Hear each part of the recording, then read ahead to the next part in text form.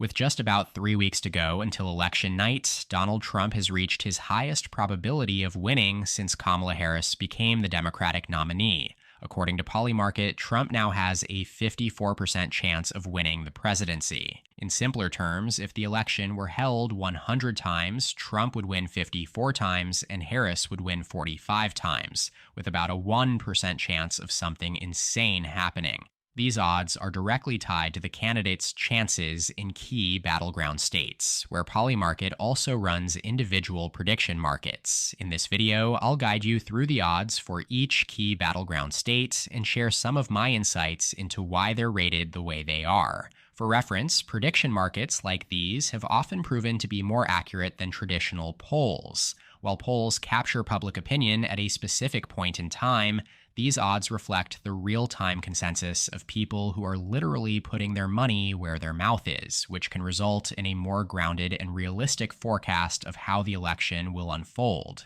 Let's start with the safe states, where Trump or Harris have better than a 95% chance of winning. For Vice President Kamala Harris, the Pacific Blue Wall is almost guaranteed to stay intact for the 9th consecutive cycle, with Washington, Oregon, California, and Hawaii all nearly certain to remain in the Democratic column. We also have Colorado, the fastest left-trending state in the nation, and Illinois. Up in the Northeast, Harris has a 97% chance in New York, Vermont, Massachusetts, Rhode Island, Connecticut, New Jersey, Delaware, and Maryland. Joe Biden carried each of those states by at least 15 percentage points in the 2020 cycle. Harris also has a 98% chance of carrying Maine's 1st congressional district, along with the District of Columbia, which doesn't even have a market because Democrats have never won it by less than 50 points. Over here on our electoral map, you see that all these solid blue states combine for 191 electoral votes. There is no realistic scenario in which Harris secures any less than this total come election night. On the other side, Donald Trump has his own set of safe states. He's virtually certain to win in North and South Dakota,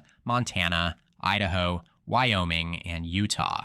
Nebraska's statewide election, as well as its 1st and 3rd districts, are safely Republican, as are Kansas, Oklahoma, Missouri, Arkansas, Louisiana, Mississippi, Alabama, Tennessee, and South Carolina. Finally, we have Kentucky, Indiana, and West Virginia, all reliably in Trump's column. He carried each of his own safe states by at least 15 points in 2020 as well, and they combine for 122 electoral votes here. So Trump starts out with a disadvantage in the race to 270 electoral votes, down 191 to 122 from the solid states for each candidate. That leaves 225 votes still up for grabs in the 17 more competitive states, which are still shaded in gray. Now let's move on to the likely states, where each candidate has an 80 to 95% chance of winning. These states strongly favor one candidate, but still leave room for an upset.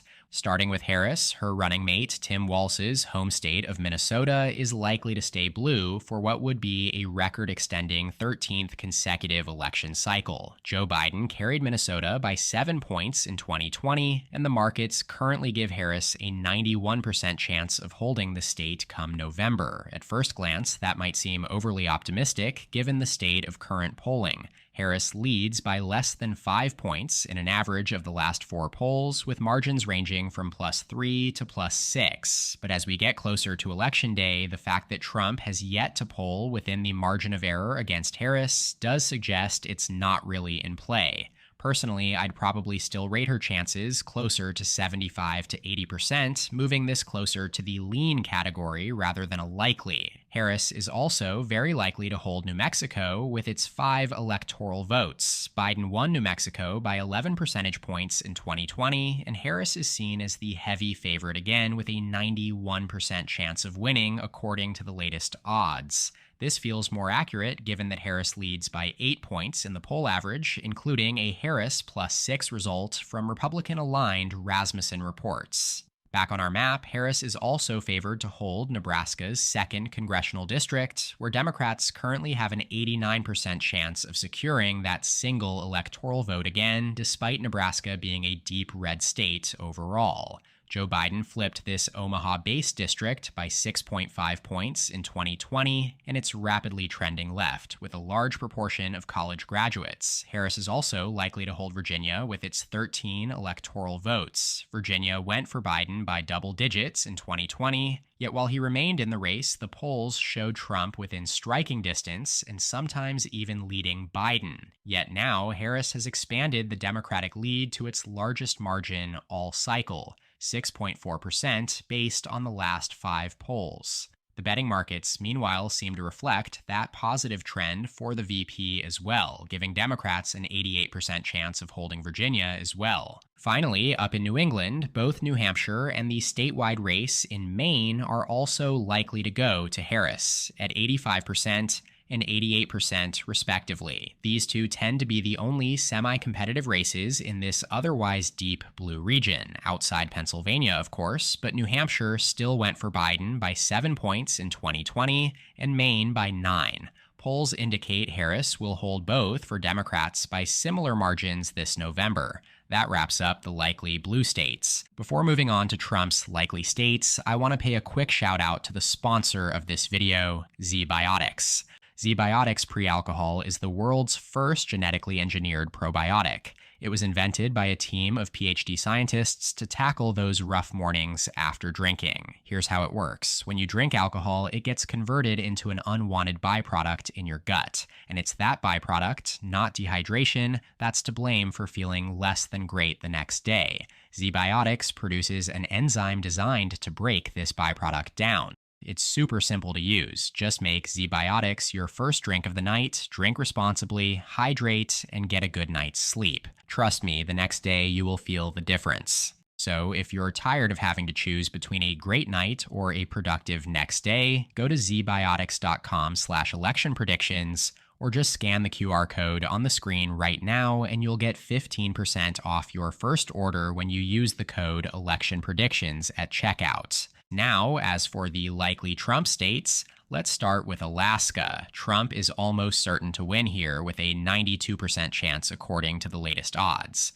Alaska has only gone blue once in its entire history as a state, though Trump's 10-point margin in 2020 was the narrowest for a Republican in 60 years. Turning to the Midwestern tandem of Iowa and Ohio, both are likely to stay in Trump's column. These states voted for Barack Obama in both 2008 and 2012, serving as key bellwethers during that time. However, they've swung hard to the right since then, with Trump winning both by at least 8 points in 2016 and 2020. Currently, Trump has a 93% chance of winning Iowa and a 93% chance of carrying Ohio, according to Polymarket's latest odds. Trump also has an 88% chance of winning Maine's 2nd congressional district, a district he carried by 10 points in 2016 and by a narrower but still solid 7 points in 2020. This district is among the most rural and whitest in the country, both factors suggesting it could become even more favorable for Republicans in the future. Looking back at the map and moving down south to Florida,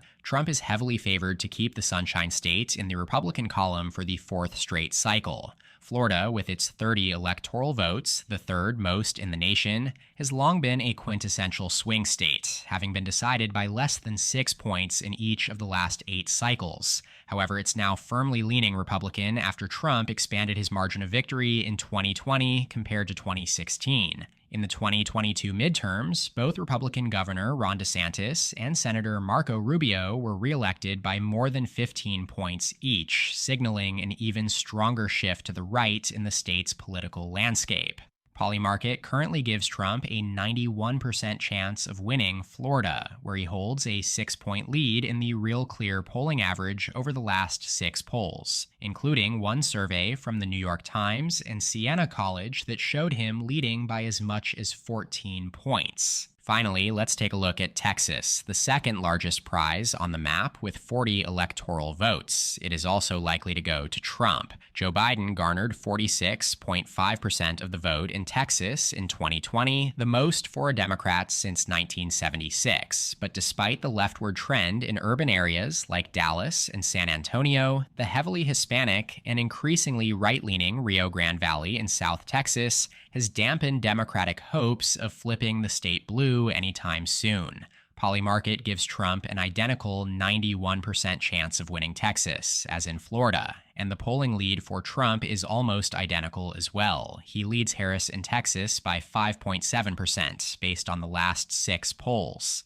Together with the other likely states, Texas gives Trump a significant boost, bringing his electoral vote count to 219, just 7 shy of Harris, who stands at 226. That leaves 93 electoral votes remaining across the 7 core battleground states we've been discussing all cycle. These states were each decided by less than 3 points in 2020, and with the exceptions of Nevada, which voted blue twice, in North Carolina, which voted red in both elections, the other 5 states flipped from Trump in 2016 to Joe Biden in 2020. Now in the 2024 cycle, neither Trump nor Harris have better than a 70% chance of winning any of the core battleground states. Our next rating classification is lean, which covers the 65 to 80% probability range. Only one state falls into this category, and that is Arizona, with 11 electoral votes. The odds currently favor Trump at 67%. These are the best odds Republicans have had since Biden exited the race. Remember, back in 2020, Arizona went blue for only the second time in 70 years, driven by the rapid growth and diversification of Maricopa County, which includes the Phoenix metro area. However, it only voted for Biden by 0.3%, and Arizona remains a fundamentally Republican state, which is clearly reflected in these odds. While Democrats have won 5 consecutive statewide races for president, U.S. Senate, and governor, Trump is currently leading in the real clear polling average by exactly 1 point, based on the last 10 polls. Now, as for the remaining 6 states, let's go in order of least to most competitive. As such, Georgia joins Arizona as a tilt state in the Trump column. Georgia was the closest state in the 2020 election, decided by a razor-thin 0.2% margin. Similar to Arizona, its leftward shift has been driven by the rapid growth and diversification of its largest population center, Atlanta, where record turnout among black voters barely tipped the scales in Biden's favor. However, in 2024, Trump is now favored on Polymarket with a 64% chance of winning, just shy of lean territory. Again, these are his best odds since President Biden dropped out. Trump also holds a half-point lead here based on the last 9 polls. Back to the map, the next most likely state to go to either candidate is North Carolina, again tilting toward former President Trump. His odds are sitting at 63% on Polymarket, which is narrower than both Georgia and Arizona, despite North Carolina voting more to the right in 2020. Interestingly, coming into that cycle, North Carolina was considered to the left of both, as it voted more to the left in the previous 3 cycles. However, North Carolina hasn't elected a Democrat to federal office since Barack Obama won it in 2008. He failed to hold it against Mitt Romney in 2012, and each of the last 8 presidential and Senate races in the state have been decided by less than 6 points, cementing North Carolina as a consistently competitive but Republican-leaning state. The Real Clear Politics polling average has Trump leading by half a point, based on the last 11 polls. Harris hasn't led in a single survey since mid-September. 4 states remain, and Trump could reach 270 electoral votes with a win in any one of the core Upper Rust Belt trio, Pennsylvania, Michigan, and Wisconsin. Before we dive into them, a quick reminder, only about 20% of you are subscribed, so please take a moment to hit the free subscribe button below for more content like this leading up to Election Day.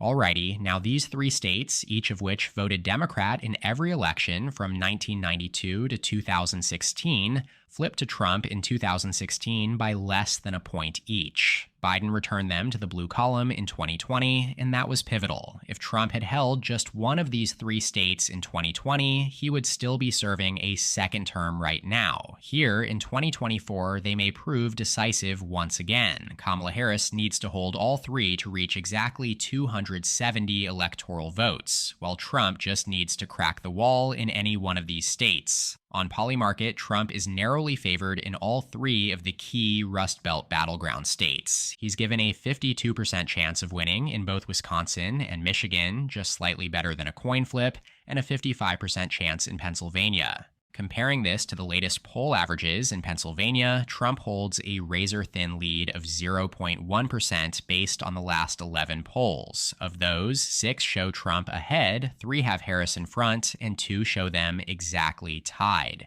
If we look at the timeline graph, this marks the longest stretch that Trump has led Harris since late August. While the lead is minimal, it demonstrates a slight momentum shift in Trump's favor in this critical battleground state as we approach Election Day. Meanwhile, in Michigan, Trump actually leads by a greater margin of 0.9% based on the last 10 surveys. Again, Trump has led in 6, Harris in 3, and 1 tied. Again, this is a concerning trend for the Harris campaign, as she had previously led Trump by at least a point or two since late July. The reason why Trump's odds are still lower here than in Pennsylvania on Polymarket is that Michigan is a fundamentally bluer state. It voted to the left of Wisconsin and Pennsylvania in both 2016 and 2020.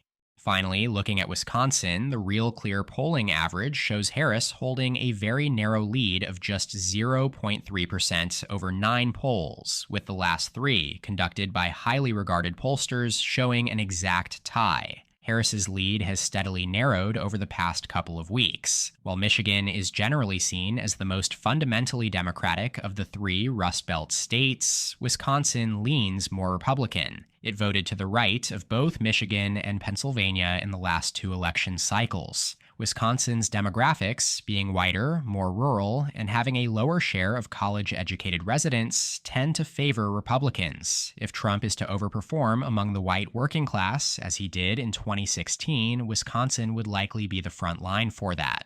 Notably, Trump overperformed the final polling averages here by more than 6.5 points in both 2016 and 2020. Meanwhile, Pennsylvania is widely regarded as the most likely tipping point state on the electoral map. Nate Silver gives it a 33% chance of tipping the election, almost double the next most likely state, Michigan. If Trump wins Pennsylvania, as he does on this map, it's highly likely he will reach 270 electoral votes. For Harris, losing Pennsylvania would make her path much more difficult. She'd not only need to win every remaining battleground state, but also flip one of the states that currently lean toward Trump. Yet, based on the latest prediction market odds here, Trump is narrowly favored in both Michigan and Wisconsin, which would lift him up to 306 electoral votes now, well past the threshold of 270 needed to secure him a second non-consecutive term. As for the final state on our map, Nevada, with its 6 electoral votes, Harris is slightly favored on Polymarket, with a 51% chance of winning. Joe Biden carried Nevada by 2.4% in 2020, which was the same margin Hillary Clinton won by in 2016, despite a more favorable national environment for Democrats in 2020. A win in Nevada would bring Harris's total up to 232 electoral votes, still leaving her short of Trump's projected 306 electoral votes, securing him a second non-consecutive term. As always, feel free to let me know in the comments what you think of this map and suggest any other videos or topics you'd like to see in the future. That does it for today's video though. Shout out to my channel members in the description below. Make sure to subscribe to my channel down below and please leave a like on the video if you enjoyed it. You can check out more content from my channel here, and as always, thank you so much for watching. I'll see you next time. EP out.